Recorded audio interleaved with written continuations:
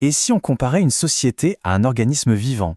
C'est une analogie assez audacieuse, je vous l'accorde, mais elle relie la biologie à la sociologie d'une manière qui pourrait bien changer notre regard sur la façon dont nos sociétés s'organisent et se hiérarchisent. Alors plongeons vraiment dans cette idée. Imaginez un instant que les mêmes principes qui permettent à des milliards de cellules de coopérer dans un corps puissent aussi éclairer le fonctionnement de nos sociétés.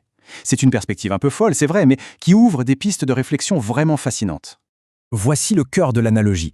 D'un côté, on a les cellules qu'on pourrait appeler travailleuses, celles qui assurent les fonctions de base pour que tout tourne. Leur équivalent social, les classes prolétariennes. Et de l'autre côté, on a les neurones, qui forment le système nerveux, le centre de commandement. Dans la société, ce seraient les élites, la bourgeoisie, bref ceux qui gèrent l'information et coordonnent l'ensemble de l'organisme. En gros, ce groupe ne se contente pas de détenir le pouvoir. Sa fonction première, sa raison d'être dans le système, c'est de concentrer et de distribuer les flux d'informations et les flux économiques. Un peu comme un cerveau. Il reçoit des signaux, il les traite et il envoie des ordres qui vont structurer l'action de tout le monde. Bon, là évidemment, il y a une objection qui saute aux yeux, non? C'est bien gentil de comparer l'élite aux neurones, mais la bourgeoisie, ce n'est pas un bloc uni qui pense et agit d'une seule voix, loin de là. Alors, est-ce que l'analogie s'effondre ici? Pas si vite. En réalité, cette objection, elle ne détruit pas l'analogie. Au contraire, elle la renforce. Pourquoi?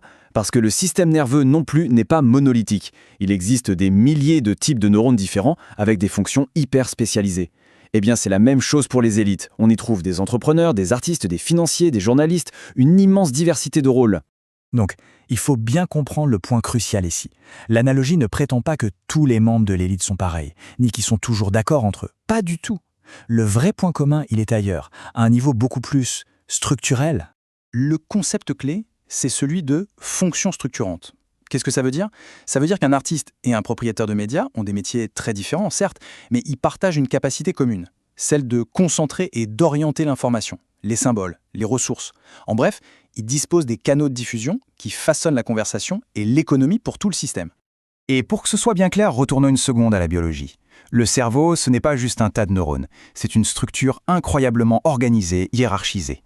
Il y a des neurones qui sont de vrais chefs d'orchestre, qui connectent des régions très éloignées du cerveau. Et puis il y en a d'autres, plus locaux, qui affinent le signal, qui modulent l'activité. C'est un système complexe et hiérarchisé. Et c'est là que l'analogie prend tout son sens. Le fait qu'il y ait des conflits, des spécialisations, des opinions différentes au sein des élites, ça n'empêche pas qu'en tant que groupe, elles remplissent une fonction globale pour la société, une fonction de structuration, exactement comme le système nerveux, dans toute sa complexité, le fait pour le corps. Ok, on a posé les bases. Mais cette analogie, elle peut peut-être nous éclairer sur autre chose, la stabilité de nos sociétés.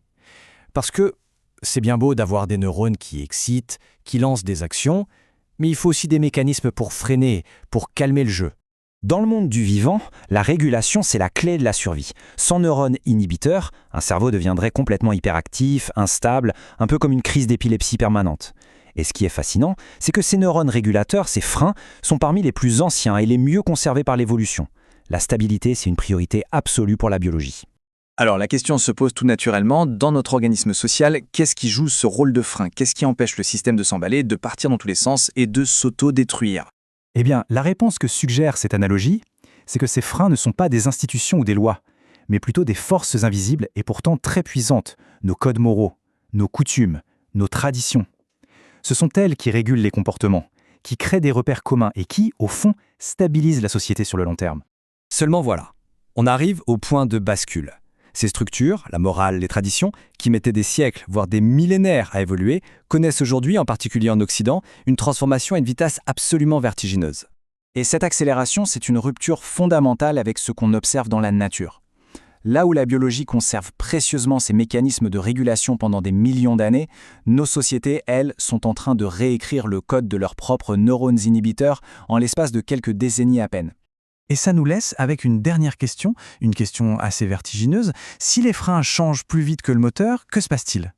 Est-ce qu'un organisme social peut vraiment supporter une redéfinition aussi rapide et constante de ses propres mécanismes de stabilité, ou est-ce qu'il risque une forme d'épuisement, ou pire, de chaos? La question, pour l'instant, reste totalement ouverte.